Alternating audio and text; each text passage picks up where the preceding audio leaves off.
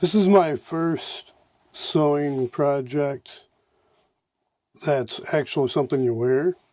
So it's supposed to be a hat. Well, I'm dumb as it gets when it comes to this stuff. I mean, just absolutely stupid.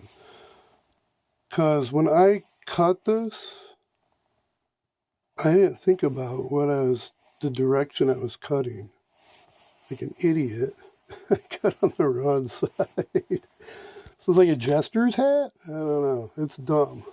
It actually still fits. It's a little too short to go back at because technically you're supposed to cut it. So, instead I should have went like that. I don't know. I might still play around with it just to, cause I think I can. I almost think I could sew more material onto it also. So, I mean, technically I could probably cut this here, add that to this side, but the one thing I don't have is a seam rip tool, of course.